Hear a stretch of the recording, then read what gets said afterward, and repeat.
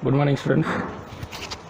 We again resume with our class, and as I told yesterday, that we are going to study lesson number 3, and in this lesson there are basically two lessons having two parts in a single lesson. Today we are going to study the first one, and that is guitar player. First, about the writer, it's Suniti Nam Joshi, a very famous renowned writer, and she is famous for her poems, short stories, articles as well. Now, this story, The Guitar Player, the story which we see is basically a story in which it is based on a person's intelligence और his viewpoint कि वो कैसे दुनिया को देखता है, उसकी समझदारी पर आधारित है. तो उसी के लिए हम लोग स्टार्ट कर रहे हैं.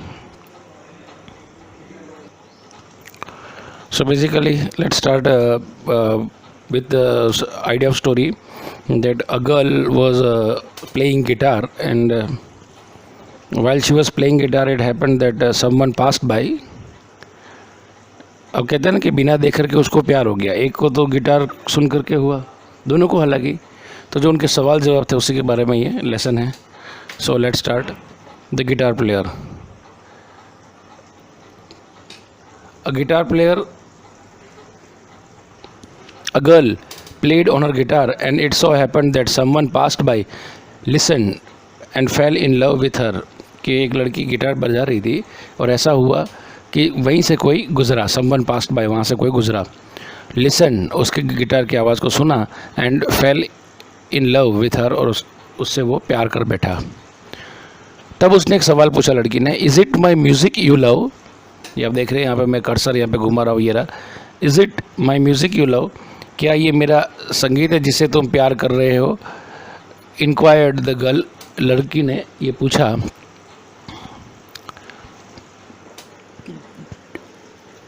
और मी, या मुझसे प्यार करते हो? लड़की ने क्या पूछा, या मुझसे प्यार करते हो, मेरे संगीत से प्यार करते हो? और ये सब जब बात हो रही थी तो वो संगीत तो बजा रही है. द म्यूज़िक कंटिन्यूड, संगीत बजता रहा. Water from a fountain, fountain का मतलब होता है फव्वारा. Water from a fountain rose into the air, और फव्वारे से पानी ऊपर आया. एंड फेल अवे, और दूर जा कर के गिरा. द लिसनर, जो सुनने वाले थे, थॉट हार्ड, उन्होंने बहुत सोचा. एंड फाइनली सेड, क्या कहा? अंततः उन्होंने कहा, आई डोंट नो, कि मुझे नहीं पता. वो बहुत सोचा उसने कि यार हम किससे प्यार कर बैठे हैं. लड़की गिटार बजा रही है, यानी संगीत से प्यार कर बैठे हैं या उस लड़की से. So what is the right answer? तो सही जवाब क्या है, उन्होंने पूछा. उसने पूछा. शैंट टेल यू, मैं नहीं बताऊंगी. रिप्लाइड द गर्ल, और उसने ऐसा कहा कि मैं तुम्हें जवाब नहीं बताऊंगी. बट दैट्स नॉट इट, लेकिन इतना ही नहीं था, इसके आगे भी क्या होता गया. And she went on playing, और वो गिटार बजाती चली गई. Soon another passer by happen to see her, और तभी थोड़ी देर बाद में एक और व्यक्ति वहाँ से गुजरा. And also fail in love, और वो भी उससे प्यार कर बैठा. वापस लड़की ने वही सवाल पूछा, is it me you love? क्या वो मैं हूँ जिससे तुम प्यार कर रहे हो? इंक्वायर्ड द गर्ल, और माई गिटार, कि या फिर मेरा गिटार है जिससे तुम प्यार करते हो. The second passer by stared at the guitar, अब वो गिटार को गौर से देखने लगा. स्माइल्ड एट द गर्ल, लड़की की तरफ हंसा. And at last ventured to say, और उसने लास्ट में ये कहा, वेल आई डोंट नो, मुझे नहीं पता. इट्स अ ब्यूटीफुल इंस्ट्रूमेंट, ये बहुत सुंदर वाद्य यंत्र है. What is the right answer? तो सही जवाब क्या है? But she just said that wasn't it and went on playing, तो उसने कहा ऐसा नहीं है, और इतना कह के वो गिटार बजाती चली गई. अब the two passers by way greatly perplexed. perplexed का मतलब असमंजस में। अब वो समझ नहीं पा रहे थे कि क्या हो रहा है। ऑल नाइट लॉन्ग, पूरी रात भर, the guitar music ran through their heads, उनके मन में, मस्तिष्क में वो गिटार का म्यूज़िक चलता रहा।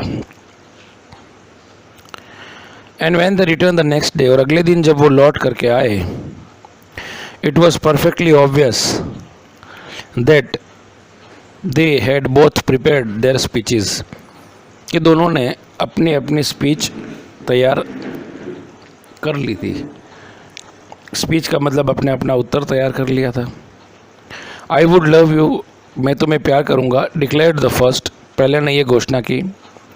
Even if you could not play a note of music, अगर भले ही तुम एक संगीत का एक स्वर भी अगर नहीं बजा पाओगे, तब भी मैं तुमसे प्यार करूँगी। And I would love you, और मैं तुम्हें प्यार करूँगा। स्वॉर द सेकंड, दूसरे ने भी कसम खा के यही बात कही।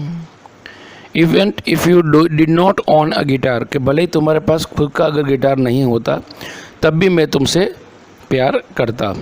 सो there were two answers basically. First answer was first ने क्या कहा कि मैं तुम्हें प्यार करूँगा, भले ही तुम्हें संगीत का एक स्वर भी बजाना नहीं आए, पहले का ये जवाब था। And the second ones reply, दूसरे का उत्तर ये था कि मैं तुम्हें प्यार करूँगा, भले ही तुम्हारे पास गिटार नहीं होता।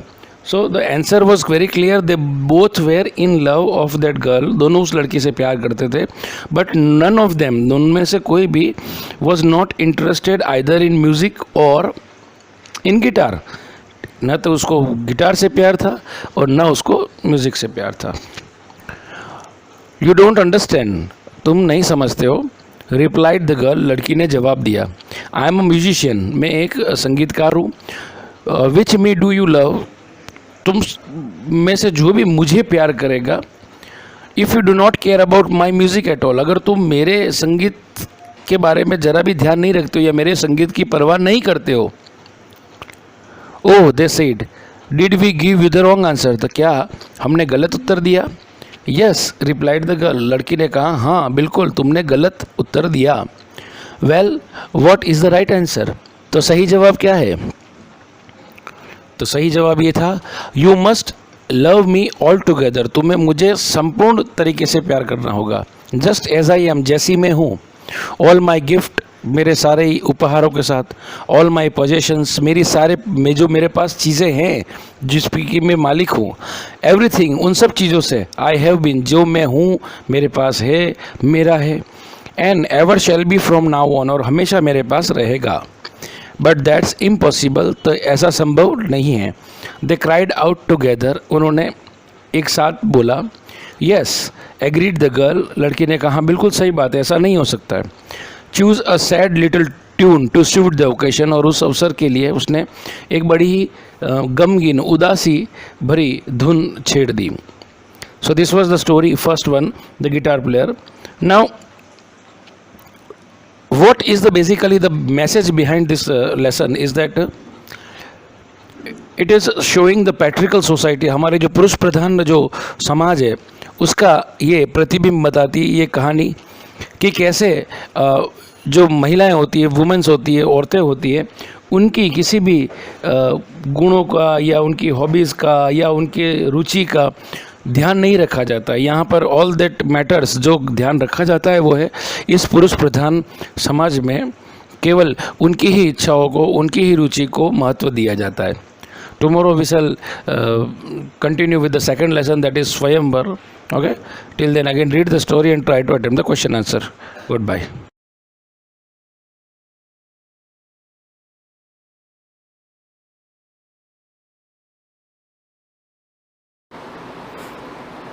Good morning students. Last class में हमने लीनियर चार्ज डिस्ट्रीब्यूशन पढ़ा था और समय ने आगे इजाज़त नहीं दी थी, तो हम नेक्स्ट जो टॉपिक है हमारा सरफेस चार्ज डिस्ट्रीब्यूशन, इसको इस क्लास में कंटिन्यूस कर रहे हैं। सरफेस चार्ज डिस्ट्रीब्यूशन क्या होता है कि जैसे कि हमारे पास ये कोई एक सरफेस है,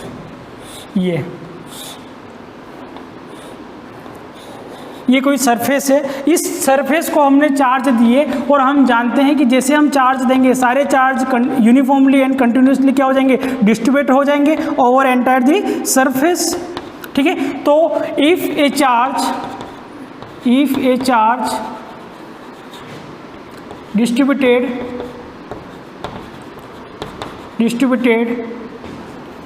uniformly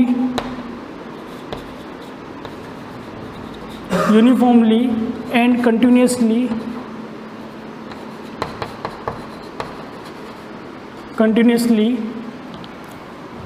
over a surface,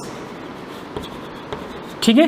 this type of distribution is called surface charge distribution, या हम कह सकते हैं पृष्ठीय आवेश वितरण, ठीक है। तो अगर किसी सरफेस को हमने चार्ज दिए और सारे चार्ज क्या हो गए, यूनिफॉर्मली पूरी सरफेस पर क्या हो गए, डिस्ट्रीब्यूट हो गए, तो उसको हम बोलेंगे सरफेस चार्ज डिस्ट्रीब्यूशन। अब सरफेस चार्ज, ये जो सरफेस है वो सरफेस कितनी है, एस सरफेस है। कितनी सरफेस है, एस सरफेस है। अगर इस एस सरफेस का कोई एक स्मॉल एलिमेंट ले लिया, जैसे कि मैंने ये वाला इस सरफेस का ये वाला एलिमेंट लिया, ये वाला, ठीक है। तो अब इस एलिमेंट का नाम हमने क्या रखा, तो ये जो पूरी सरफेस कितनी है, एस है, तो ये जो स्मॉल एलिमेंट होगा सरफेस का, इसको हम बोलेंगे डीएस। क्या बोलेंगे, डीएस। क्या बोलेंगे, डीएस, ठीक है। अब इस डीएस के कारण हम देखेंगे कि यहाँ पर कोई आर डिस्टेंस पर हमारा टेस्ट चार्ज रखा है, तो इस डीएस के अंदर, अब पूरे सरफेस के अंदर, एस सरफेस के अंदर जो चार्ज है वो कितने, क्यू है। कितने, क्यू है। तो यूनिट सरफेस में, यानी इस डीएस सरफेस में जो चार्ज होंगे वो कितने होंगे, तो इसके लिए एक दूसरा एक क्वांटिटी को हम डिफाइन करेंगे, जैसे हमने नेक्स्ट क्लास में किया था, वहाँ पर किया था लीनियर चार्ज डेंसिटी। तो यहाँ पर एक क्वांटिटी है सरफेस चार्ज डेंसिटी। कौन सी, सरफेस चार्ज डेंसिटी। अब सरफेस चार्ज डेंसिटी को हम जो डिनोट करते हैं वो करते हैं सिग्मा से। किससे डिनोट करते हैं, सिग्मा से। और सिग्मा क्या होता है, तो सिग्मा होता है charge per unit surface, charge per unit surface, यानी यूनिट सरफेस में जितने भी चार्ज होंगे उनको हम क्या बोलेंगे, सिग्मा। जैसे हमने पहली क्लास में पढ़ा था कि यूनिट लेंथ में जितने चार्ज होंगे उनको क्या बोलेंगे, लैम्बडा। वैसे कि यूनिट सरफेस में जितने ही चार्ज होंगे उनको हम क्या बोलेंगे, तो उनको हम बोलेंगे सिग्मा। क्या बोलेंगे, सिग्मा बोलेंगे। तो सिग्मा का फॉर्मूला बन गया कि अगर पूरे सरफेस के अंदर जो चार्ज है, कितने, क्यू चार्ज है, तो यूनिट सरफेस के अंदर जो चार्ज होंगे वो कितने हो जाएंगे, तो क्यू अपन एस। कितने हो जाएंगे, क्यू अपन एस। अब इसका स्मॉल एलिमेंट लिया डी एस, तो इस डी एस के अंदर जो चार्ज होंगे वो कितने हो जाएंगे, तो पूरी सरफेस के अंदर क्यू चार्ज है, तो स्मॉल सरफेस के अंदर जो चार्ज होंगे वो कितने होंगे, डी क्यू। तो charge D Q, charge dq on ds is कितने हो जाएंगे, तो चार्ज dq कितनी सरफेस पर, ds। तो अगर सरफेस किसी स्मॉल, तो चार्ज भी कैसे होंगे, स्मॉल। और हम जानते हैं कि यूनिट सरफेस में जो चार्ज है वो कितने, सिग्मा है। तो ds सरफेस में जो चार्ज होंगे वो कितने हो जाएंगे, सिग्मा ds। कितने हो जाएंगे, सिग्मा ds। तो पूरी सरफेस के अंदर चार्ज कितने, क्यू है, तो यूनिट सरफेस के अंदर जो चार्ज होंगे उनको हम क्या बोलेंगे, सिग्मा। तो सिग्मा इज इक्वल टू क्या हो जाएगा, चार्ज पर यूनिट सरफेस। तो यूनिट सरफेस में जो चार्ज होंगे उनको क्या बोलेंगे, सिग्मा। तो ये जो स्मॉल सरफेस है ds, तो ds के अंदर जो चार्ज होंगे वो कितने होंगे, dq। तो dq charge on ds is कितना हो जाएगा, सिग्मा ds। कितना हो जाएगा, सिग्मा ds। तो dq की वैल्यू हमारे पास आ गई और वो कितनी है, सिग्मा ds। तो सिग्मा इज इक्वल टू कितना हो जाएगा, तो सिग्मा इज इक्वल टू हो जाएगा dq अपन ds, dq अपन ds, ठीक है। अब हमने देखा कि इस स्मॉल एलिमेंट के कारण यहाँ पर इलेक्ट्रिक फील्ड कितनी होगी, तो ये जो ds है ये किसके इक्वल है, तो ds किसके इक्वल है, पॉइंट चार्ज के बराबर है। किसके बराबर है, पॉइंट चार्ज के बराबर है। तो हम जानते हैं कि electric field due two point charge कितनी होती है, तो 1/4 pi epsilon not q upon r square. तो यहाँ पर ये जो स्मॉल ds है जिसके अंदर dq चार्ज है, तो उसके कारण जो इलेक्ट्रिक फील्ड होगी वो भी कैसी होगी, स्मॉल होगी। तो वो जो इलेक्ट्रिक फील्ड होगी वो कितनी हो जाएगी, de। और d कितना हो जाएगा, 1/4 पाई एप्सिलॉन नॉट q। और q की वैल्यू कैसी है, तो dq है, तो dq अपन r स्क्वायर। अब डी क्यू की वैल्यू हमने निकाली है और डी क्यू कितना है, सिग्मा डी एस है, तो कितना हो जाएगा, स्मॉल इलेक्ट्रिक फील्ड जो होगी आर डिस्टेंस पर कोई टेस्ट चार्ज है वहां पर, वो कितनी हो जाएगी 1/4 pi epsilon naught, D Q की वैल्यू कितनी, सिग्मा डी एस और sigma D S open R square होगी। तो इस स्मॉल एलिमेंट सरफेस का जो ये स्मॉल एलिमेंट है इसके कारण जो इलेक्ट्रिक फील्ड होगी यहाँ पर वो कितनी हो जाएगी, sigma D S open R square. तो इस डी एस के कारण, दूसरे डी एस के कारण, तीसरे, चौथे, पांचवें और टोटल जो सरफेस है एस सरफेस के हमने कितने टुकड़े कर दिए कि जितने डी एस पॉसिबल थे उतने हमने इसके टुकड़े कर दिए और सबके कारण यहाँ पर इलेक्ट्रिक फील्ड निकाली और जो इंडिविजुअल सबके कारण जो इलेक्ट्रिक फील्ड आई उन सबको हम क्या कर देंगे, जोड़ देंगे और जोड़ने को हम क्या बोलते हैं, इंट्रीगेट। तो हमने क्या कर दिया कि सभी डीएस को इंट्रीगेट कर दिया और सभी डीएस को इंट्रीगेट करने पर नेट इलेक्ट्रिक फील्ड इस एस सरफेस के कारण यहाँ पर कितनी होगी, तो वो कितनी हो जाएगी, तो इंट्रीगेट किया तो इंट्रीगेशन किसका किया, डीई का इंट्रीगेशन किया, तो डीई का इंट्रीगेशन करेंगे तो हमको क्या मिल जाएगा, फुल ई मिल जाएगा और फुल ई कितने किसके बराबर होगा, तो 1/4 pi epsilon naught sigma DS open R square. और हम जानते हैं कि जो क्वांटिटी कांस्टेंट होती है उनका इंटीग्रेशन मैथमेटिक्स में पॉसिबल नहीं है, तो वो क्या हो जाती है, इंटीग्रेशन के बाहर आ जाती है। तो जो ई हमको मिलेगा वो ई कितना मिलेगा, डीई का इंटीग्रेशन कितना हो गया, ई फुल ई और फुल ई का कितना हो जाएगा, तो ये हो जाएगा 1/4 पाई एप्सिलॉन नॉट बाहर आ गया। और सिग्मा भी कैसा है, तो सिग्मा हम जानते हैं कि यूनिट सरफेस में जो चार्ज होंगे उनको हम क्या बोलते हैं, सिग्मा।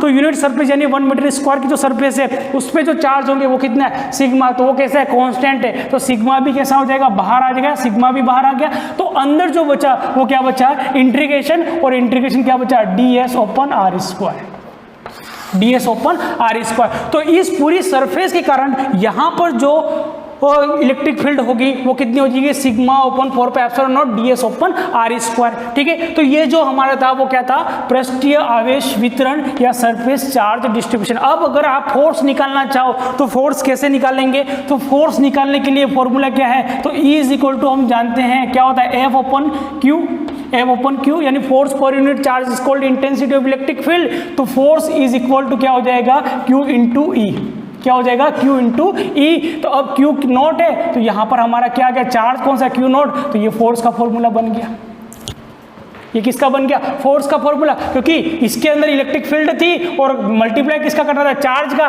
तो हमने पूरी इलेक्ट्रिक फील्ड के अंदर चार्ज का मल्टीप्लाई कर दिया Q नॉट, तो ये हमारा क्या बन गया, फोर्स का फॉर्मूला बन गया। ठीक है, तो ये क्या हो गया हमारा सरफेस चार्ज डिस्ट्रीब्यूशन। अब नेक्स्ट जो लास्ट हमको निकालना है वो है वॉल्यूमेट्रिक चार्ज डिस्ट्रीब्यूशन।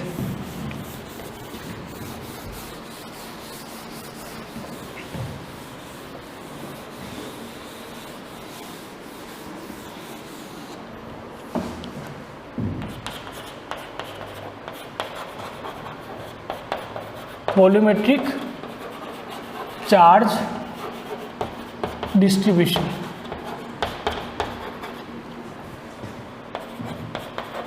आयतन आवेश वितरण। ठीक है, ये हमको करना है। अब जैसे कि ये कोई वॉल्यूम है हमारे पास,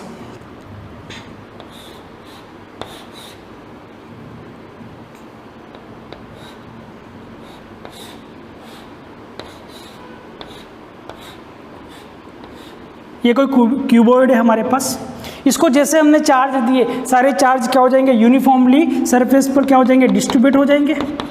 अब एक चीज़ को आपको समझना है, ये सारे चार्ज क्या हो गए, डिस्ट्रीब्यूट हो गए यूनिफॉर्मली, कंटिन्यूसली डिस्ट्रीब्यूट हो गए। Net force on each charge is 0, क्योंकि सारे क्या हो रहे हैं, डिस्ट्रीब्यूट हो गए। और ये सारे जो डिस्ट्रीब्यूट होते हैं वो किसके कारण होते हैं, अगर आपसे पूछ लिया जाए तो सिर्फ आंसर आपका क्या होना चाहिए, ड्यू टू रिपल्शन, क्योंकि हर चार्ज एक दूसरे को क्या कर रहा है, रिपल कर रहा है। तो ड्यू टू रिपल्शन ये सारे क्या हो जाएंगे, कंटिन्यूसली डिस्ट्रीब्यूट हो जाएंगे। कब तक डिस्ट्रीब्यूट होंगे, कि जब तक इनके ऊपर नेट फोर्स 0 नहीं होगा तब तक ये चार्ज एक दूसरे से दूर जाएंगे। जैसे नेट फोर्स 0 हो गया, चार्ज दूर जाना बंद, यानी अपनी जगह पर फिक्स हो जाएंगे। और जैसे फिक्स हो जाएंगे और हम देखेंगे कि ये यहाँ पर फिक्स हो गया, अब आगे नहीं जा रहा, इधर नहीं जा रहा, ऊपर नहीं जा रहा, इसका मतलब इसके ऊपर नेट फोर्स कितना है, 0। ठीक है, तो एक वॉल्यूमेट्रिक चार्ज डिस्ट्रीब्यूशन, और ये एक वॉल्यूम है जिसको हमने चार्ज दे दिया। अब एक चीज़ आप समझना कि जैसे कि ये कोई एक कंडक्टर है, एक कंडक्टर है, इसको मैंने यहाँ बीच में से होल किया, बीच में होल किया, और फिर मैंने एक प्लास्टिक की रोड को ग्लास की रोड को मैंने चार्ज किया, और चार्ज करके इस होल के अंदर ग्लास को मैंने अंदर टच करवाया, जैसे ही मैंने अंदर टच करवाया अपन देखेंगे ड्यू टू कंडक्शन जो चार्जेस होंगे वो इसके थ्रू कहाँ पर चले जाएंगे, इसके अंदर चले जाएंगे। अब वो चार्ज इसके अंदर चले गए। अब हमने क्या किया, इलेक्ट्रोस्कोप लाए और इलेक्ट्रोस्कोप लाके देखा हमने कि यहाँ पर कितने चार्ज है, तो हमको जो दिखा यहाँ पर कि यहाँ पर चार्ज कितने, 0। क्यों 0 हुए, चार्ज तो हमने दिए, इसके बाद यहाँ पर चार्ज 0 क्यों बता रहा है इलेक्ट्रोस्कोप। तो मैंने क्या बोला, ये एक तरह का मेटल है।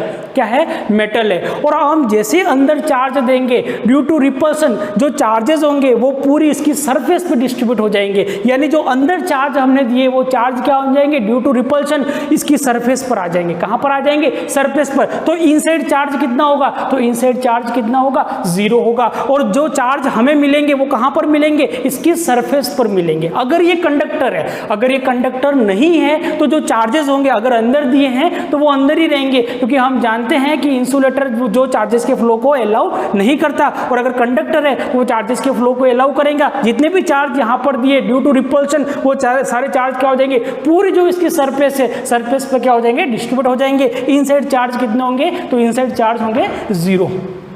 तो जैसे ये वॉल्यूमेट्रिक डिस्ट्रीब्यूशन है, अब ये वॉल्यूम का एक छोटा सा वॉल्यूम हमने ले लिया जिसको हम बोलेंगे dV।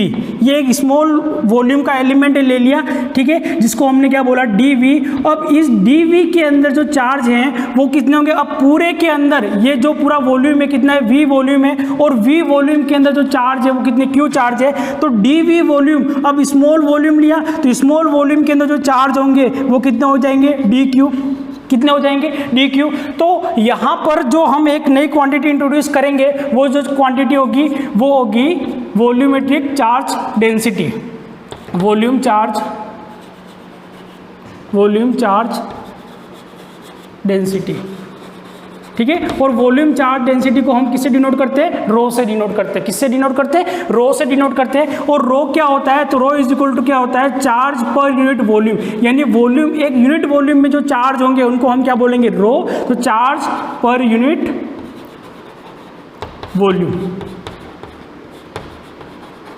Charge per unit volume, या हम फॉर्मूला इसका लिख सकते हैं। तो चार्ज पूरे वॉल्यूम के, पूरा वॉल्यूम कितना है, V वॉल्यूम है, और V वॉल्यूम के अंदर चार्ज कितने, Q, यानी Q चार्ज किसके ऊपर है, V वॉल्यूम के ऊपर है। तो यूनिट वॉल्यूम में जो चार्ज होंगे वो कितने हो जाएंगे, Q ओपन V। कितने हो जाएंगे, Q ओपन V। ये फॉर्मूला बन गया। तो Q इज इक्वल टू क्या हो जाएगा, तो रो V। कितना हो जाएगा, रो V। अब इसके अंदर जो चार्ज हैं, यूनिट वॉल्यूम कितना है, dV। तो यूनिट वॉल्यूम के अंदर जो चार्ज है वो कितने, dQ। तो dQ charge on dV is कितने हो जाएंगे, तो dQ charge on dV is equal to, dQ is equal to हो जाएगा रो dV। कितना हो जाएगा, रो dV, ठीक है। अब इस स्मॉल एलिमेंट के कारण अगर यहाँ पर हमारा को टेस्ट चार्ज रखा है r डिस्टेंस पर, तो इस पर इलेक्ट्रिक फील्ड कितनी होगी वो हम निकालेंगे। फिर दूसरे वॉल्यूम लेंगे, तीसरा वॉल्यूम लेंगे, चौथा वॉल्यूम लेंगे, सबके कारण यहाँ पर इलेक्ट्रिक फील्ड कितनी है वो हम निकालेंगे, और सबका क्या कर देंगे, जोड़ देंगे। और जोड़ना मतलब इंटीग्रेट करना। तो पूरे वॉल्यूम के कारण, V वॉल्यूम के कारण, और V वॉल्यूम में चार्ज कितने, Q चार्ज, और उनके कारण यहाँ पर इलेक्ट्रिक फील्ड कितनी होगी वो हम फाइंड आउट कर लेंगे। तो हमने देखा कि ये जो dV वॉल्यूम, स्मॉल वॉल्यूम में, इसके अंदर चार्ज कितने, dQ, और dQ यानी कितना होता है, रो dV। तो इसके कारण इलेक्ट्रिक फील्ड कितनी होगी, तो electric field due two point charge हम जानते हैं कितनी होती है, तो वो होती है 1/4 pi epsilon not Q open R square.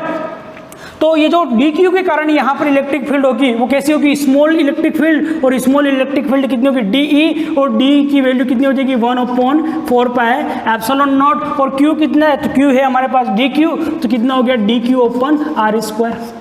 कितना हो गया, dQ ओपन R स्क्वायर। और dQ की वैल्यू हमने फाइंड आउट की है, कितनी है, रो dV। तो हम लिख सकते हैं फॉर्मूला और इज इक्वल, और करके क्या लिखेंगे, तो हो जाएगा 1/4 पाई एप्सिलॉन नॉट, dQ की वैल्यू क्या हो जाएगी, रो, और रो कितना है, dV ओपन R स्क्वायर। तो स्मॉल एलिमेंट dE के कारण जो इलेक्ट्रिक फील्ड यहाँ पर dE बनी वो कितनी बनी, स्मॉल एलिमेंट dQ के कारण रो dV ओपन R स्क्वायर। तो फुल एलिमेंट के कारण, यानी फुल वॉल्यूम के कारण जो इलेक्ट्रिक फील्ड विंडो की वो कितनी हो जाएगी, तो उसके लिए हम क्या करेंगे कि यहाँ से DE निकाला, इस DV के कारण कितना E निकाला, इस DV यानी कितने जितने टुकड़े इसके पॉसिबल है DV के शेप में उतने टुकड़े बनाएंगे और उन टुकड़ों के कारण यहाँ पर इंडिविजुअल जो इलेक्ट्रिक फील्ड आएगी सबको क्या कर देंगे हम सोल्व कर देंगे। तो DE का क्या कर देंगे हम इंटीग्रेशन, तो क्या हो जाएगा 1/4 pi epsilon naught rho dV open R square.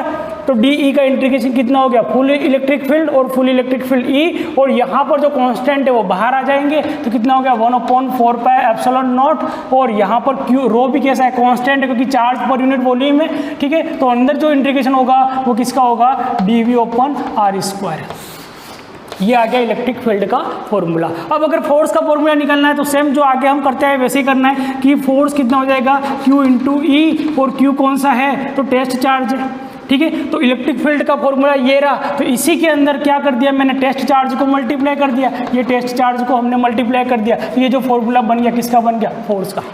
किसका बन गया, फोर्स का, ठीक है। तो ये हमने देखे कि कंटिन्यूस चार्ज डिस्ट्रीब्यूशन, और कंटिन्यूस चार्ज डिस्ट्रीब्यूशन क्या होता है कि जब भी हम किसी भी ऑब्जेक्ट को चार्ज देते हैं तो वो सारे चार्ज क्या हो जाते हैं, कंटिन्यूसली डिस्ट्रीब्यूट हो जाते हैं उसकी पूरी सरफेस पर या पूरी लाइन पर या पूरे वॉल्यूम पर। क्यों होते हैं, तो उसका एक ही कारण है, और उसका कारण है ड्यू टू रिपल्शन। और तो जैसे हमने इसको चार्ज दिए 10 चार्ज दिए, तो 10 चार्ज ड्यू टू रिपल्शन क्या हो जाएंगे, इसके वॉल्यूम पर डिस्ट्रीब्यूट हो जाएंगे। तो हर चार्ज दूसरे चार्ज से कहाँ जाता है, दूरी पर जाना चाहता है। क्यों जाना चाहता है, क्योंकि ड्यू टू रिपल्शन। तो इसीलिए जब भी हम किसी भी बॉडी को चार्ज देते हैं वो सारे चार्ज कहाँ पर जाते हैं, तो उसकी पूरे वॉल्यूम में, पूरी सरफेस पर या पूरी लाइन पर क्या हो जाते हैं, यूनिफॉर्मली और कंटिन्यूसली डिस्ट्रीब्यूट हो जाते हैं। तो हमने देखा कि लीनियर चार्ज डेंसिटी के कारण इलेक्ट्रिक फील्ड कितनी होती है, वॉल्यूमेट्रिक चार्ज डेंसिटी के कारण इलेक्ट्रिक फील्ड कितनी होती है, और सरफेस चार्ज डेंसिटी के कारण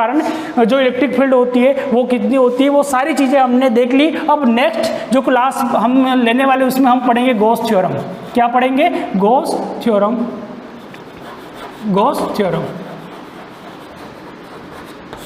क्या पढ़ेंगे, गॉस थ्योरम, ठीक है। और गॉस थ्योरम क्या है वो तो आप पढ़ चुके हैं एक बार, और नेक्स्ट टाइम हम पढ़ेंगे नेक्स्ट क्लास में। थैंक यू, धन्यवाद।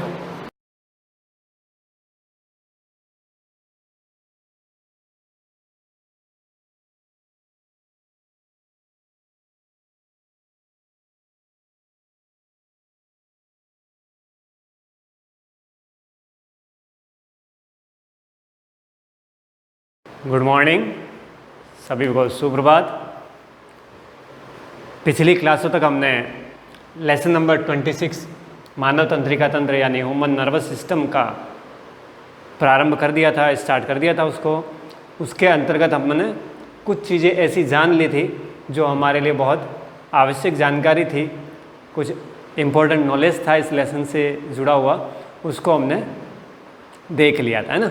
तो हम ह्यूमन नर्वस सिस्टम के बारे में डिस्कशन करेंगे इस लेसन में। मुख्यतः हमारा जो बहस रहेगा इस लेसन से वो क्या रहेगा, ह्यूमन नर्वस सिस्टम का बहस रहेगा ना। सारी जानकारी जो हम लेंगे इस लेसन से वो ह्यूमन नर्वस सिस्टम से ही लेंगे, क्योंकि प्राणी तंत्रिका तंत्र का पढ़ना है। प्राणियों के अंदर भी मुख्यतः हमें क्या पढ़ना है, सिर्फ ह्यूमन का अध्ययन करना, ह्यूमन स्टडी करनी है हमें। ह्यूमन स्टडी भी किसकी, उसके नर्वस सिस्टम की, है ना। तो ह्यूमन नर्वस सिस्टम की डेफिनेशन जो थी या मानव तंत्रिका तंत्र की जो डेफिनेशन थी हमने लिख ली थी। क्या लिख ली थी, जो कोऑर्डिनेशन एवं कंट्रोल का सिस्टम जो है ना, नियंत्रण एवं समन्वय का सिस्टम जो है वो मानव तंत्रिका तंत्र के अंदर या तंत्रिका तंत्र के द्वारा चलाया जाता है। और इस सिस्टम को दो तरीके से बांटा गया था, हमने दो तरीके से बांटा था। एक तो तंत्रिका तंत्र का सिस्टम और एक अंतःस्रावी ग्रंथियों का सिस्टम। दो सिस्टम थे जिससे पूरी ह्यूमन बॉडी या किसी भी प्राणी की, ह्यूमन बॉडी की बात करें अपन, किसी भी प्राणी की बात करें तो किसी भी प्राणी की जो बॉडी एक कंट्रोल में रहती है, वर्कआउट करती है, कार्य करती है, वो कार्य करने का उसका पूरा नियंत्रण जो होता है वो दो तरीके से होता है। एक तो तंत्रिका तंत्रों के माध्यम से यानी नर्वस सिस्टम के माध्यम से, और दूसरा है उसके एंडोक्राइन सिस्टम के माध्यम से यानी अंतःस्रावी ग्रंथियों के माध्यम से। क्योंकि उन ग्रंथियों के माध्यम से भी बहुत सारे हार्मोन का सिक्रेशन होता है और वो हार्मोन भी बहुत सारे कार्यों को करने में अपना योगदान करती है और उनको कंट्रोल भी करती है। तो ये जो दो सिस्टम है उसके अंदर हम तंत्रिका तंत्र वाला सिस्टम पढ़ेंगे। तो हमने तंत्रिका तंत्र के बारे में कुछ हद तक लिख लिया था और हम क्या कर रहे थे, तंत्रिका तंत्र के अंदर प्राणी तंत्रिका तंत्र को हमने देखा था और प्राणी से ही स्टार्ट करेंगे ना, प्राणियों का तंत्रिका तंत्र।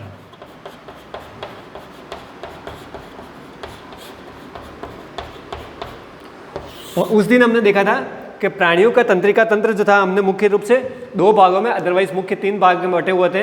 एक केंद्रीय तंत्रिका तंत्र, परिधि तंत्रिका तंत्र और स्वायत्त तंत्रिका तंत्र, है ना। Central nervous system, peripheral nervous system और ऑटोनोमस नर्वस सिस्टम, ये 3 तरह के नर्वस सिस्टम जो थे हमारी बॉडी के अंदर हमें बांट रखे थे। लेकिन ऑटोनोमस जो होता है वो आपके पेरिफेरल के अंदर ही काउंट होता है, इसलिए उसको 2 भागों में कर दिया था हमने। एक तो सेंट्रल नर्वस सिस्टम यानी CNS यानी केंद्रीय तंत्रिका तंत्र, और दूसरा पेरिफेरल यानी परिधि तंत्रिका तंत्र। केंद्रीय तंत्रिका तंत्र को जब बांटा था तो हमने 2 भागों में बांटा था, एक तो मस्तिष्क और मेरुरज्जु के रूप में। फिर मस्तिष्क को 3 भागों में बांटा था हमने, अग्र मस्तिष्क, मध्य मस्तिष्क और पश्च मस्तिष्क। ठीक है, अग्र मस्तिष्क की बात करेंगे अपन तो अग्र मस्तिष्क में आपके हाइपोथैलेमस, थैलेमस, प्रमस्तिष्क, ये सारी चीज़ें आएगी। फिर मध्य मस्तिष्क आएगा। फिर पश्च मस्तिष्क की बात करेंगे तो पश्च मस्तिष्क के अंदर पोन्स और मेडुला ऑब्लांगेटा, ये सारी चीज़ें आएगी।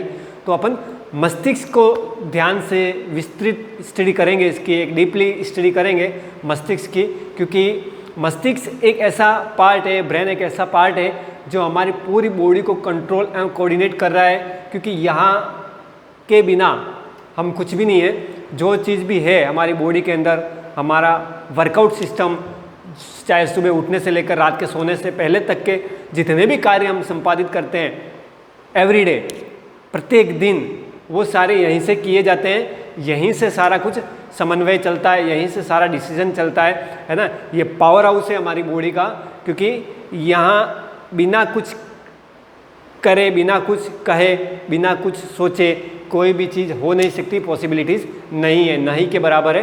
क्योंकि इसके विदाउट या इसके बिना कुछ भी संभव नहीं है। क्योंकि कई सारी चीज़ें आपने इसके बिना देखी होगी, क्योंकि यहाँ का एक अलग ही मैकेनिज़्म है, अलग ही तरह से यहाँ की गतिविधियाँ होती हैं। क्योंकि जितनी भी बॉडी के अंदर गतिविधियाँ होती हैं वो सारी यहीं से संचालित और यहीं से समन्वित की जाती हैं, सारी यहीं से कंट्रोल की जाती है, सारे ऑर्डर यहीं पास होते हैं, सारे जो संवेदनाएं हैं वो यहीं ग्रहण की जाती हैं। तो सब कुछ सेंस लेना, ऑर्डर देना, सारी चीज़ें यहीं से हो रही थी। ये आपका पावर हाउस है, इसके बिना कोई बिजली की गति चल नहीं सकती। तो वहाँ बटन दबेगा, प्रेस होगा, तभी जाके आगे लाइट फोकस करेगी। तो ये आपका पावर हाउस जो है वो काफ़ी तगड़ा है, काफ़ी स्ट्रॉन्ग है। और ये स्ट्रॉन्ग होते हुए भी क्या है, कुछ कोमल रूप से अंदर बना हुआ है, उसको बाहर किसी आवरण ने घेर रखा है, कठोर आवरण ने, है ना। वो आवरण कौन कौन से हैं वो भी अपन पढ़ेंगे अभी। तो ये जो मस्तिष्क है, ये आपका जो ब्रेन है, यही आपकी बॉडी का सबसे इम्पोर्टेंट वाला भाग है। क्योंकि जितने भी अदर ऑर्गन्स हैं सभी को चलाने वाला यही है। यूँ समझ लीजिए कि एक स्कूल के अंदर ये आपका ऑफिस है, जहाँ से सारी स्कूल की गतिविधियाँ संचालित की जा रही है। कौन से कमरे में क्या हो रहा है वहाँ से कंट्रोल बैठे बैठे हो रहा है। तो ये आपका मस्तिष्क as like office of school, है ना। तो अपन प्राणियों के तंत्रिका तंत्र में क्या चीज़ें देखेंगे, इसे मुख्यतः कितने भागों में बांटा गया है, 3 भागों में, लेकिन अपन 2 भागों का इसके अध्ययन करेंगे, है ना। तीसरा भाग भी पढ़ेंगे, लेकिन मस्तिष्क को भी देखेंगे। उससे पहले क्या देख लें अपन कि केंद्रीय तंत्रिका तंत्र जो है वो क्या चीज़ है, कैसे क्या होता है, ठीक है। तो अपन सबसे पहले उस दिन मैंने टेबल बना लिया था, आज सीधा अपन कहाँ आएंगे, केंद्रीय तंत्रिका तंत्र, है ना। कॉपी और पेन साथ में रखना है, जो लिखवाता जाऊँगा वो लिखते रहना, है ना। पहले तीनों तंत्रों की बात कर ले, तीनों तंत्रों की विशेषताओं को देख ले, तीनों तंत्रों के कुछ 2-2 लाइनें अपन विस्तृत देख लेते हैं ना, कि ये क्या करता है, परिधि क्या करता है, स्वायत्त क्या करता है, ये सारी चीज़ों 2-2, 3-3 लाइन में अपन समझ लेते हैं। फिर इसके बाद अपन केंद्रीय तंत्रिका तंत्र का स्टार्ट करेंगे। तो केंद्रीय तंत्रिका तंत्र क्या है उसके बारे में देख लेते हैं अपन।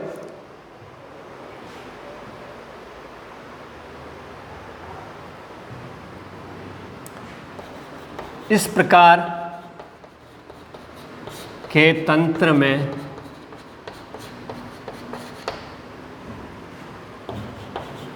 सूचना को प्राप्त कर उस पर कार्यवाही की जाती है। मतलब कोई भी संवेग हुआ, कोई भी सूचना हुई, कोई भी इम्पल्सन हुआ, कोई भी सेंस हुआ, है ना, कोई भी टच हुआ, उन सारों की जो सूचनाएं हैं, उन सारों की जो संवेदनाएं हैं, वो संवेदनाएं आपके गतिशील होकर आपकी बॉडी से थ्रू मस्तिष्क तक पहुंचेगी और मस्तिष्क में जाने के बाद एक ऑर्डर पास होगा। उस ऑर्डर के थ्रू हम उसके खिलाफ कार्यवाही करेंगे, कार्य करेंगे, है ना, प्रतिक्रिया करेंगे या अनुक्रिया करेंगे। वो चीज़ क्या कहलाएगी?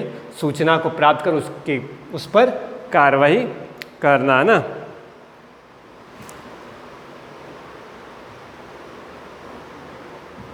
इसमें वापस आपके दो भाग आ जाएंगे। एक आ जाएगा आपके मस्तिष्क और दूसरा क्या आ जाएगा? मेरुरज्जु। ठीक है ना। तो फटाक से उतार लेंगे अपन। केंद्रीय तंत्रिका तंत्र में क्या है? इस प्रकार के तंत्र में सूचना को प्राप्त कर उस पर कार्रवाई की जाती है। इस प्रकार के तंत्र में दो अंग मुख्यतः कार्यकारी रहते हैं, एक मस्तिष्क और दूसरा मेरुरज्जु। ठीक है। फिर अपन बात करते हैं परिधि तंत्रिका तंत्र की।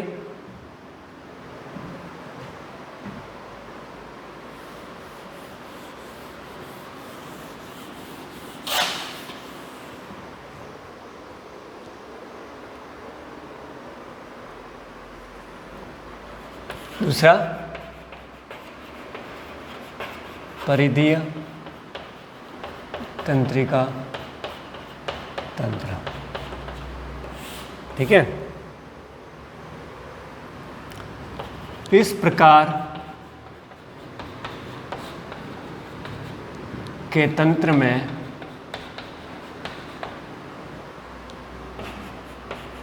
मस्तिष्क से निकलने वाली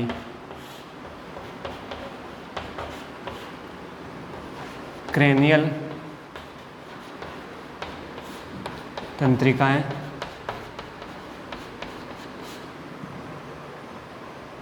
व मेरुरज्जु से निकलने वाली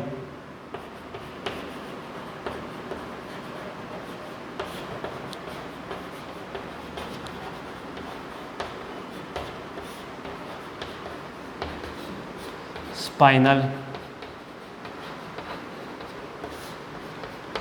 तंत्रिकाएं आती हैं।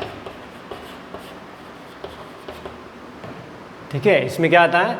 इस तंत्र में मस्तिष्क से निकलने वाली क्रेनियल तंत्रिकाएं और मेरुरज्जु से निकलने वाली स्पाइनल तंत्रिकाएं किसका हिस्सा है? आपके परिधीय तंत्रिका तंत्र का हिस्सा होती है ना। फिर तीसरा आपके स्वायत्त है, उसको आप लिख रखें क्योंकि उसके भी पार्ट होंगे, उसके भी वर्णन होगा। तीसरा आपका स्वायत्त तंत्रिका तंत्र। ठीक है। तो ये तीन प्रकार के तंत्र हो गए जिसके अंदर केंद्रीय तंत्रिका तंत्र, परिधीय तंत्रिका तंत्र और स्वायत्त तंत्रिका तंत्र आते हैं। किसके अंदर? तंत्रिका तंत्र के अंदर, है ना। तो तीन तरह के तंत्र हो गए। अब अपन सारा फोकस कहाँ करेंगे? केंद्रीय तंत्रिका तंत्र पर अपना सारा फोकस होगा क्योंकि इसी के अंदर मस्तिष्क आएगा और मेरुरज्जु आएगा जो पूरी बॉडी के लिए अपना कोऑर्डिनेशन और कंट्रोल का कार्य कर रहे हैं। फिर अपन अंतःस्रावी तंत्र पढ़ेंगे, उसके अंदर भी बहुत सारे कार्य आएंगे, लेकिन मेनली जो केंद्रीय तंत्रिका तंत्र है उसके अंदर मस्तिष्क और मेरुरज्जु का अगर वर्णन अपन ने पूरी तरह से कर लिया तो आपका 90 से ऊपर पार्ट कंट्रोल कोऑर्डिनेशन खत्म हो जाता है ना। तो ये आप उधार लें। फिर अपन बात करते हैं केंद्रीय तंत्रिका तंत्र की।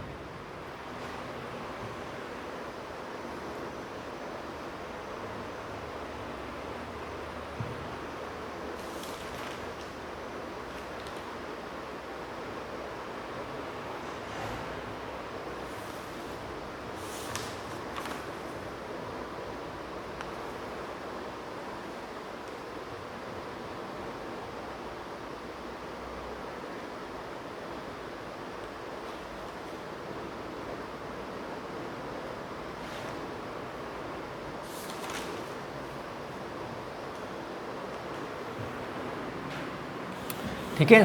तो नया हेडिंग डालेंगे अपन, क्या? केंद्रीय तंत्रिका तंत्र।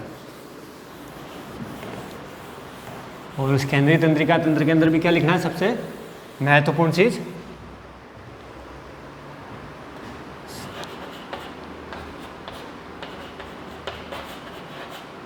केंद्रीय तंत्रिका तंत्र।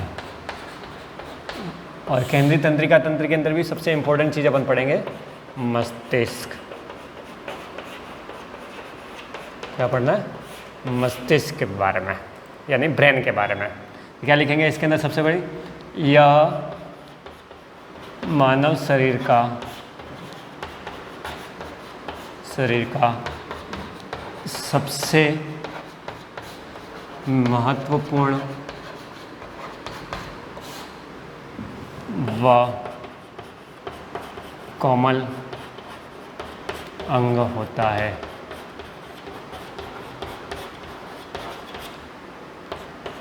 इसका वजन लगभग 1500 1.5 किलोग्राम होता है। ठीक है। यह करोटी के कपाल में सुरक्षित रहता है। देखो, छोटे छोटे टॉपिक करके छोटे छोटे पॉइंट्स बना के लिखेंगे तो अपन मस्तिष्क के बारे में आराम से वर्णन कर सकते हैं। क्योंकि थ्योरेटिकल पढ़ना और एक उसको टॉपिक टू टॉपिक पढ़ना, दोनों में काफ़ी अंतर होता है, दोनों में काफ़ी फेरबदल होता है, दोनों में काफ़ी चीज़ें ऐसी होती है जो हम इजीली सीख जाते हैं। तो लाइन टू लाइन अगर अपन एक एक छोटी छोटी लाइन बना के इसको एक्सप्लेनेशन दें तो आराम से हम क्या कर सकते हैं, 10-12 लाइन एज इट इज़ ऐसे की ऐसी याद आसानी से कर सकते हैं। अदरवाइज उसकी थ्योरी को, पैराग्राफ को पढ़ा जाए, पैराग्राफ में से ज़्यादा लाइनें याद नहीं रहती है ना। तो ये करोटी के कपाल में सुरक्षित रहता है। यह 3 झिल्लियों द्वारा घिरा रहता है। इन झिल्लियों का वर्णन भी पढ़ेंगे, लेकिन थोड़ा बहुत अपन पहले इससे ब्रेन के बारे में ही देख लें। यह 3 झिल्लियों द्वारा घिरा रहता है। ये झिल्लियाँ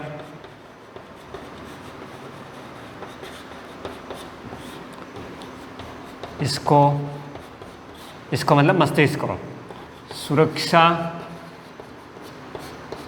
प्रदान करती हैं ना।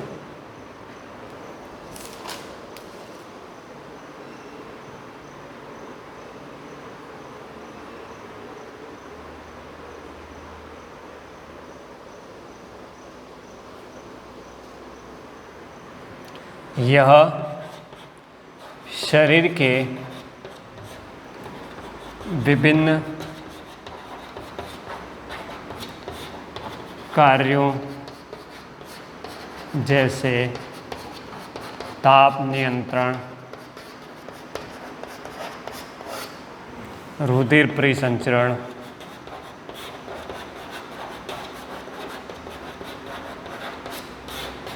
बोलना, देखना एवं कई और कार्यों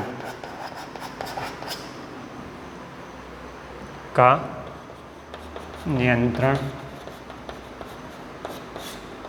करता है। ठीक है ना। तो ये छोटा सा मस्तिष्क का वर्णन हो गया। अब इसकी झिल्लियाँ कौन कौन सी थी उसके बारे में अपन लिखेंगे। उससे पहले आप ये थोड़ा वर्णन जो है कॉपी में उतार लें अपनी नोटबुक के अंदर, है ना। साथ साथ में उतारते रहेंगे तो क्या थोड़ा स्पीड से हम वर्क कर पाएंगे ना। तो क्या है गया मस्तिष्क के बारे में छोटी छोटी लाइनें हैं ना, ये ज़्यादा कोई अंदर डीप में नहीं गए अपन, जो दिख रहा है वैसा ही अपन इसको एक्सप्लेन दे रहे हैं, है ना। ये कठोर बाहर से है, अंदर से कोमल अंग है ना। कठोर क्या है, ये आवरण है। ये आवरण 3 झिल्लियों से बना हुआ है, लिखा हुआ है यहाँ पे, ठीक है ना। तो करोटी के कपाल में, ये कपाल ही कहलाता है अपना, तो कपाल में सुरक्षित रहता है। झिल्ले का आवरण बना होता है। यह शरीर के विभिन्न कार्यों जैसे ताप नियंत्रण, रुधिर परिसंचरण, बोलना, चलना, कई सारे कार्य होते हैं, लेकिन कुछ कार्य मैंने यहाँ एक्सप्लेन कर दिए, फिर कई कार्य लिख दिए फिर सबसे महत्वपूर्ण भाग है, इसका वजन लगभग 1.5 किलो के आसपास होता है। ये कुछ इंपॉर्टेंट फैक्ट थे जो मैंने आपको बता दिए। अब इसकी झिल्लियों के बारे में लिखते हैं कि इसमें 3 प्रकार की झिल्लियाँ कौन कौन सी हैं, उन झिल्लियों का वर्णन अपन देखते हैं। उससे पहले आप ये उतार लें थोड़ा सा वर्णन, है ना, तो झिल्लियों को देखते हैं अपन, है ना, क्योंकि झिल्लियाँ कौन कौन सी है, दृढ़तानिका, मृदुतानिका, तो इस प्रकार की झिल्लियाँ बनी हुई है। तो उन झिल्लियों को देखते हैं। तो ये वर्णन पहले आप उतार लें, फिर अपनी जब भी अगली क्लास होगी, अब अपनी क्लास कहाँ से स्टार्ट करेंगे, आवरण जो है 3 झिल्लियों वाला, उन 3 झिल्लियों का आवरण पढ़ेंगे, दृढ़तानिका, मृदुतानिका, है ना, तो उनके बारे में अपन पढ़ेंगे। तो तब तक अगली क्लास हो, तब तक के लिए गुड बाय, ठीक है।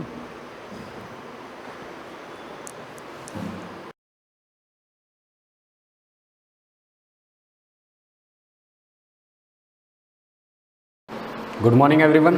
जैसा हमने प्रीवियस वीडियो अगर आपने देखा हो तो हमने इंटरनल स्ट्रक्चर की बात की थी किडनी की, मतलब एक्सटर्नल स्ट्रक्चर तो उससे पहले हमने कंप्लीट कर लिया था और इंटरनल स्ट्रक्चर प्रीवियस वीडियो में हमने कंप्लीट किया था। यानी इंटरनल स्ट्रक्चर के अंदर कौन कौन से पार्ट्स होते हैं, जैसे मैंने आपको बताया था कि उसके अंदर जो मेन इंपॉर्टेंट है वो आपका मेडुलरी पिरामिड है। मेडुलरी पिरामिड के बारे में देखा था, माइनर कैलिक्स क्या होता है, मेजर कैलिक्स क्या होता है, रेनल पेल्विस का काम क्या है वहाँ पर, और यूरेटर क्या करती है, और मेडुला और कॉर्टेक्स रीजन के बारे में भी देख लिया था, और 3 लेयर के बारे में तो हमने पहले भी डिस्कस कर ली थी। आज जो हम पढ़ने वाले हैं वो मोस्ट इंपॉर्टेंट पार्ट है आपके किडनी का, मतलब किडनी समझ लो है ही वो पार्ट, मतलब वो पोर्शन मिला के आपकी किडनी बनती है। यानी नेफ्रॉन्स के बारे में पढ़ेंगे।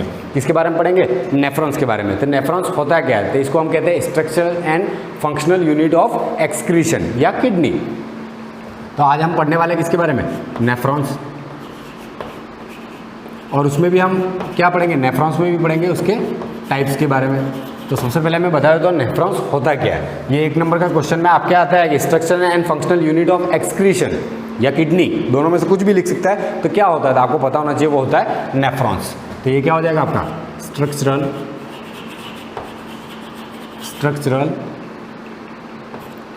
And functional unit of excretion. आपको कोई भी पूछे कि structure and functional unit of excretion क्या होता है, वो होता है आपका नेफ्रॉन। तो यानी नेफ्रॉन क्या होता है आपका, स्ट्रक्चर एंड फंक्शनल यूनिट होता है किसका, एक्सक्रीशन का। इसके बाद नंबर की बात करें अगर, तो नंबर ऑफ नेफ्रॉन्स, किडनी के अंदर नेफ्रॉन्स कितने होते हैं, नंबर ऑफ नेफ्रॉन्स। तो नंबर की बात करें तो पर किडनी, यानी अपन यहाँ पे बात करें किसकी, पर किडनी की, यानी एक किडनी के अंदर इसके नंबर कितने होते हैं, 2 किडनी के मिला के टोटल 2 कर देना उसमें, ठीक है। तो 1 किडनी के अंदर इसके अंदर कितने नेफ्रॉन्स होते हैं, तो 1 मिलियन नेफ्रॉन्स होते हैं अप्रॉक्स। कितने, 1 मिलियन नेफ्रॉन्स, बहुत ज़्यादा हो गए, 1 मिलियन नेफ्रॉन्स जो क्या करते हैं, फिल्ट्रेशन का काम करते हैं। तो कितने नेफ्रॉन्स होते हैं आपके पर किडनी के अंदर, कितने होते हैं, 1 मिलियन नेफ्रॉन्स। ये अप्रॉक्स है, अप्रॉक्स के बारे में आप जानते हो, यानी आसपास। तो नंबर ऑफ नेफ्रॉन्स कितने हो गए, 1 किडनी 1 मिलियन नेफ्रॉन्स होते हैं। इसके बाद अगर अपन बात करें टाइप्स ऑफ नेफ्रॉन्स की, अकॉर्डिंग टू पोजीशन, कैसे टाइप्स डिवाइड किए हमने, तो अकॉर्डिंग टू पोजीशन। तो यहाँ पे हो जाएगा types of nephron, types of nephron. सबसे पहले टाइप देख लेते हैं इसके। तो कितने टाइप्स होते हैं इसके, 2 टाइप्स होते हैं। और ये 2 टाइप्स कैसे हमने डिवाइड किए, according to position, according to position. और अकॉर्डिंग टू पोजीशन क्या हो जाएगा कि ये मेडुला रीजन में प्रेजेंट है या फिर आपके कॉर्टेक्स रीजन में प्रेजेंट है, उसके अकॉर्डिंग क्या होते हैं, नेफ्रॉन के टाइप होते हैं। और थोड़ा सा इनके अंदर डिफरेंस होता है, माइनर डिफरेंस होता है, ज़्यादा डिफरेंस नहीं होता। एक तो मेन डिफरेंस हो जाएगा उनकी पोजीशन के अकॉर्डिंग, और दूसरा डिफरेंस हो जाएगा उनके अंदर कुछ प्रेजेंट है या एब्सेंट है, उसके अकॉर्डिंग हम उसको डिवाइड करते हैं। टाइप्स ऑफ नेफ्रॉन्स की बात करें तो पहला होता है आपका कॉर्टिकल नेफ्रॉन्स, पहला होता है आपका कॉर्टिकल नेफ्रॉन्स, और दूसरा हो जाएगा आपका जक्स्ट्रा मेडुलरी नेफ्रॉन्स। कौन सा, जक्स्ट्रा मेडुलरी नेफ्रॉन्स।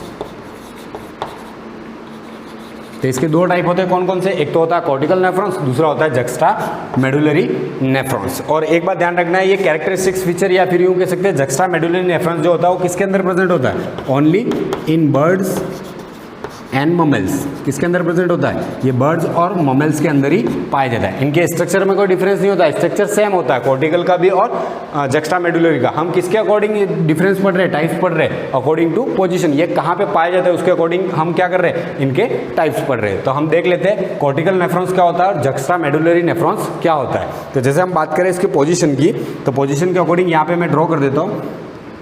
जैसे ये वाला पोर्शन आपका समझ लो, इसके अबो वाला पोर्शन है आपका कॉर्टेक्स रीजन और इसके बिलो वाला है आपका मेडुला रीजन, यानी ये वाला रीजन हो जाएगा आपका मेडुला। ये वाला कौन सा पार्ट है, ये रीजन हो जाएगा आपका मेडुला, और ये वाला जो है आपका रीजन ये हो जाएगा आपका कॉर्टेक्स, ये हो जाएगा कॉर्टेक्स। ठीक है, इसको क्लीन कर देता हूँ यहाँ पे टाइप्स को, ताकि आप समझ सको कौन कौन सा पोर्शन है यहाँ पे। तो ये हो जाएगा आपका कॉर्टेक्स, तो ये वाला रीजन हो जाएगा आपका कॉर्टेक्स। तो ये हो गया कॉर्टेक्स और ये मेडुला। ये मेडुला और कॉर्टेक्स क्या होता है वो हमने देख लिया है। तो आउटर पोर्शन होगा किडनी का, वो हो जाएगा आपका कौन सा, कॉर्टेक्स रीजन। तो ये वाला हम शो कर रहे हैं यहाँ पे, कौन सा पार्ट है, कॉर्टेक्स। और इनर पोर्शन जो होगा वो होगा आपका मेडुला, मतलब ये अंदर वाला जो पार्ट है वो क्या कहलाएगा, आपका मेडुला कहलाएगा। तो ये किडनी के अंदर ही दो पार्ट होते हैं, एक होता है कॉर्टेक्स, दूसरा होता है मेडुला। तो जैसे हम बात करें यहाँ पे कॉर्टिकल नेफ्रॉन्स क्या होता है और आपका जक्स्टामेडुलरी क्या होता है। तो जैसे नेफ्रॉन जो होता है उसका स्ट्रक्चर कुछ ऐसा होता है कि अपन स्ट्रक्चर पहले देख लेते हैं, यहाँ पे स्ट्रक्चर की बात फिर से करेंगे, लेकिन यहाँ पे मैं बनाता हूँ उसको। तो जैसे आपके ये हो जाएगा आपका बोमन्स कैप्सूल, ये क्या हो जाएगा, बोमन्स कैप्सूल, और इससे अराइज होती है एक ट्यूब स्ट्रक्चर होता है, ट्यूबुलर स्ट्रक्चर, जिसको हम कहते हैं पीसीटी, जिसको हम क्या कहते हैं, पीसीटी कहते हैं, यानी प्रॉक्सिमल कॉन्वोल्यूटेड ट्यूब्यूल्स कहा जाता है। और इसके बाद यहाँ से अराइज होगा आपका हेनेलीज लूप, क्या अराइज होगा, हेनेलीज लूप। ये हो गया लूप ऑफ हेनली, और यहाँ से फिर बाद में जो पोर्शन स्टार्ट होता है कॉइल्ड होता है हल्का फुल्का, और उसको कहा जाता है डीसीटी। और फिर यहाँ पे आ जाएगा आपका कलेक्टिंग डक्ट, यहाँ पे क्या आ जाएगी आपकी कलेक्टिंग डक्ट आ जाएगी, यहाँ पे क्या आ जाएगी कलेक्टिंग डक्ट। ये कुछ स्ट्रक्चर होता है आपका किसका, नेफ्रॉन का। और इसको कॉर्टिकल नेफ्रॉन्स क्यों कहते हैं, क्योंकि इसमें जितने भी पोर्शन है, मतलब जितने भी पार्ट्स है, जैसे मैं पार्ट्स की नेमिंग कर देता हूँ, ये हो जाएगा आपका बोमन्स कैप्सूल, इसके स्ट्रक्चर को हम देखेंगे बाद में। इसके बाद ये जो कोल्ड पोर्शन होता है यहाँ पे, ये क्या कहलाएगा आपका पीसीटी। पीसीटी को क्या कहते हैं, प्रॉक्सिमल कॉन्वोल्यूटेड ट्यूब्यूल्स, क्या कहते हैं, प्रॉक्सिमल कॉन्वोल्यूटेड ट्यूब्यूल्स। मैं इसको नोटिफाई कर दूंगा बाद में।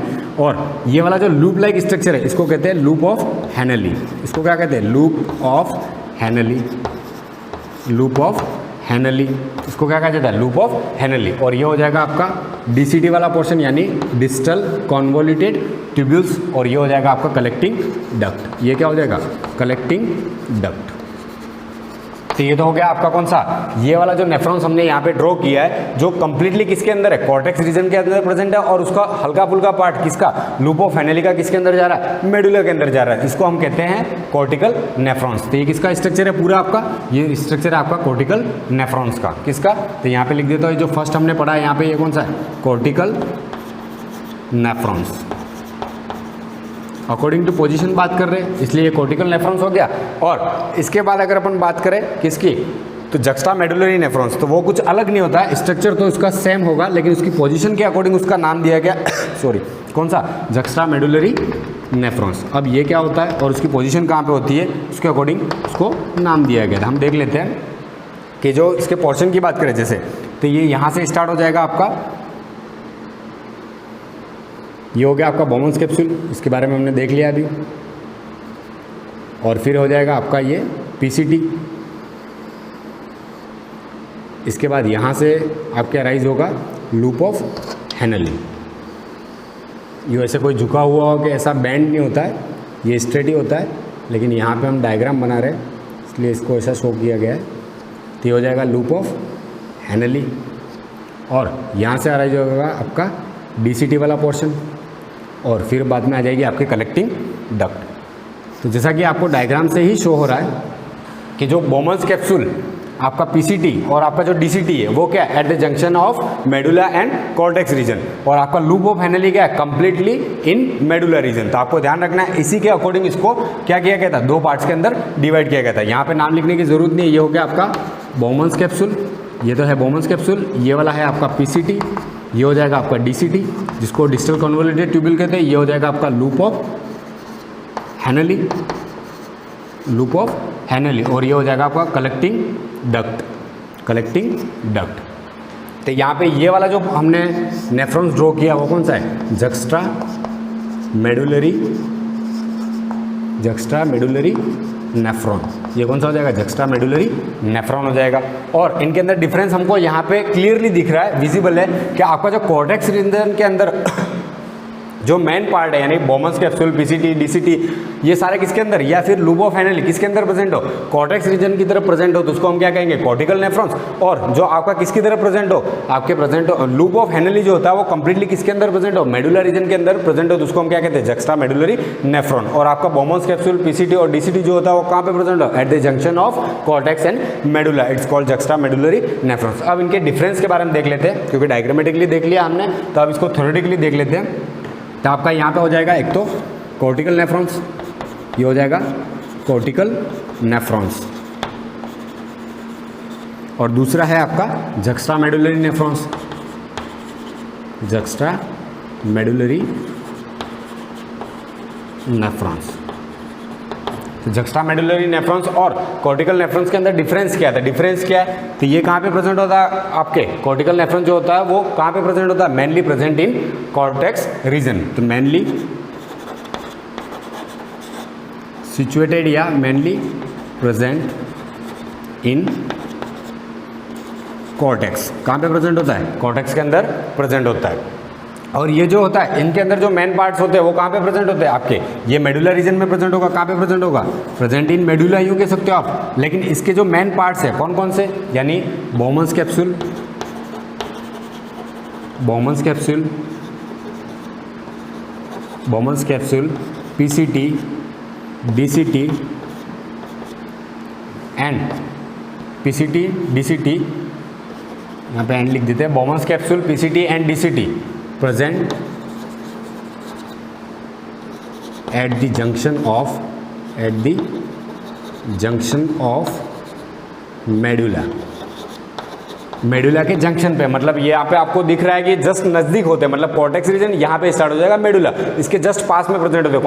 कौन से पार्ट्स प्रेजेंट होते हैं आपके, तो बोमन्स कैप्सूल, पीसीटी और डीसीटी के जो पोर्शन है वो कहाँ पे प्रेजेंट होता है, आपके जस्ट कॉर्टेक्स और मेडुला रीजन के अंदर प्रेजेंट होते हैं। तो आपको ये ध्यान रखना है कि इनके अंदर डिफरेंस क्या हो जाएगा, जो यहाँ पे हम देख रहे हैं बोमन्स कैप्सूल, पीसीटी और डीसीटी और आपका लूप ऑफ हैनली कहाँ पे प्रेजेंट है, आपके कॉर्टेक्स रीजन में प्रेजेंट है, मेनली फोकस किसकी तरफ है, कॉर्टेक्स रीजन में। जबकि यहाँ पे बोमन्स कैप्सूल, पीसीटी और आपका डीसीटी जो है वो किस तरफ प्रेजेंट है, आपके जंक्शन पे प्रेजेंट है कॉर्टेक्स और मेडुला रीजन के, आपको ये भी ध्यान रखना है। और इसमें क्या हो जाएगा, Bowman's capsule, PCT and DCT are mainly present in cortex region, तो यहाँ पे लिखने की उसको जरूरत नहीं है। इसके बाद अपन को ध्यान रखना है यहाँ पे कि जो आपका कॉर्टिकल नेफ्रॉन्स होता है वो कितना पार्ट होता है, मतलब किडनी के अंदर कितना पोर्शन कवर करता है, तो 80% जो होते हैं आपके क्या होते हैं, कॉर्टिकल नेफ्रॉन्स होते हैं, कॉर्टिकल नेफ्रॉन्स। किडनी के अंदर सभी एनिमल्स की बात करें जहाँ पे जिनके अंदर एक्सक्रीशन किडनी के थ्रू होता है उनमें 80% क्या होता है, आपका कॉर्टिकल नेफ्रॉन्स होते हैं, मतलब कॉर्टेक्स रीजन में सिचुएटेड होंगे, कोई अलग नहीं हो जाएगा। लेकिन किसके अंदर प्रेजेंट होते हैं, कॉर्टिकल नेफ्रॉन्स क्या होते हैं, कॉर्टेक्स रीजन में प्रेजेंट होते हैं। तो कितने होते हैं, 80%, आपको ये ध्यान रखना है। और आपका जो जक्स्ट्रा मेडुलरी है, पहली बात तो हमने देखी थी कि ये बर्ड्स और ममेल्स के अंदर ही पाया जाता है, ये बर्ड्स और ममेल्स के अंदर ही जक्स्ट्रा मेडुलरी नेफ्रॉन्स होते हैं। और ये कितने होते हैं, तो किडनी के अंदर ये कितने होते हैं, ओनली 20% होते हैं। कौन, जक्स्ट्रा मेडुलरी नेफ्रॉन्स। तो आपके जक्स्ट्रा मेडुलरी नेफ्रॉन्स जो होते हैं वो क्या होते हैं, ओनली 20% होते हैं। और आपका कॉर्टिकल नेफ्रॉन जो होते हैं वो किडनी के अंदर कितना रेशियो कवर करते हैं, 80% जो होते हैं वो किडनी के अंदर कौन से नेफ्रॉन है यूँ पूछा जाए आपको, तो वो होते हैं कॉर्टिकल नेफ्रॉन्स। और कम क्वांटिटी में कौन से प्रेजेंट होते थे, आपके जक्स्ट्रा मेडुलरी नेफ्रॉन्स। इसके बाद ध्यान रखना है इसके अंदर वासा रेक्टी या वासा रेक्टा क्या होता है, एब्सेंट होता है। तो डू नॉट हैव वासा रेक्टा। अब ये वासा रेक्टा क्या है, जब हम पढ़ेंगे किसके बारे में, नेफ्रॉन्स के कंप्लीट स्ट्रक्चर के बारे में पढ़ेंगे। ये तो टाइप्स के बारे में पढ़ रहे हैं, पर जब कंप्लीट स्ट्रक्चर के बारे में पढ़ेंगे तब मैं आपको बताऊंगा वासा रेक्टा होता क्या है। लेकिन एक जनरल में आइडिया दे देता हूँ कि जो आपकी जक्स्ट्रा मेडुलरी और ये जो आपके नेफ्रॉन्स है उनके चारों तरफ क्या होती है, कैपिलरीज होती है, फाइन बेड ऑफ कैपिलरीज। तो उनको हम क्या कहते हैं, वासा रेक्टा कहते हैं। तो यहाँ पे इसमें क्या होगा, जक्स्ट्रा मेडुलरी जो होती है उनके अंदर वासा रेक्टा प्रेजेंट होती है। तो वासा रेक्टी या वासा रेक्टा प्रेजेंट, इनके अंदर प्रेजेंट होती है, और कॉर्टिकल में वासा रेक्टा क्या होती है, एब्सेंट होती है। तो आपको ये ध्यान रखना है इनके अंदर डिफरेंस, कॉर्टिकल नेफ्रॉन्स और जक्स्टा मेडुलरी के अंदर ये मेन डिफरेंस आपको पता होना चाहिए, और ये स्ट्रक्चर के बारे में भी आपको पता होना चाहिए। हमने देख लिया। अब मैं यहाँ पे उसको लिख भी देता हूँ एब्रिविएशन को, जैसे पीसीटी है तो इसको क्या कहते हैं, proximal convoluted tubules, proximal convoluted tubules. और डीसीटी क्या हो जाएगा आपका, तो डिस्टल कॉन्वोल्यूटेड ट्यूब्यूल्स। तो आपको ये भी ध्यान रखना है, एब्रिविएशन मैंने यहाँ पे लिख दिया। और लूप ऑफ हेनली, तो यहाँ पे एक मेन डिफरेंस हमने यहाँ पे शो नहीं किया, लेकिन मैं आपको बता देता हूँ। मेन डिफरेंस यहाँ पे क्या हो जाएगा कि जो इसका लूप ऑफ हेनली है, किसका, कॉर्टिकल नेफ्रॉन्स का, वो क्या होता है, लूप ऑफ हेनली जो होता है वो स्लाइटली या फिर थोड़ा बहुत उसका जो पोर्शन होता है वो किसके अंदर होता है, आपके कॉर्टिकल में होता है। जबकि यहाँ पे हम बात करें जक्स्टा मेडुलरी में, तो लूप ऑफ हेनली जो होता है वो क्या होता है, कंप्लीटली इन मेडुलर रीजन। तो loop of Henley completely present in medulla। और यहाँ पे आप लिख लेना क्या होता है, लूप ऑफ हेनली स्लाइटली या अपन कह सकते हैं स्मॉल एरिया जो होता है वो कवर करता है किसका, मेडुला का। बाकी किसके अंदर प्रेजेंट होता है, आपके कॉर्टेक्स रीजन में प्रेजेंट होता है। ये मेन डिफरेंस होता है यहाँ पे लूप ऑफ हेनली का, जो हम यहाँ पे शो करना भूल गए थे। इसके बाद तो सारे जो पोर्शन है वो आपको मैंने बता दिए, जैसे बॉमन कैप्सूल, पीसीटी, डीसीटी। ये पीसीटी क्या होता है, प्रॉक्सिमल कॉन्वोल्यूटेड ट्यूब्यूल्स, और डीसीटी जो होता है उसको हम क्या कहते हैं, डिस्टल कॉन्वोल्यूटेड ट्यूब्यूल्स कहते हैं। इसके बाद जो इसका स्ट्रक्चर है नेफ्रॉन्स का, वो हम नेक्स्ट क्लास में इसको डिस्कस करेंगे। बाकी हमने यहाँ पे जो देखा वो क्या, उसके टाइप से कितने नेफ्रॉन्स होते हैं उनके बारे में हमने देख लिया। जो कंप्लीट नेफ्रॉन्स है और जो उसका स्ट्रक्चर है उसको हम क्या करेंगे, नेक्स्ट क्लास में डिस्कस करेंगे। Thank you.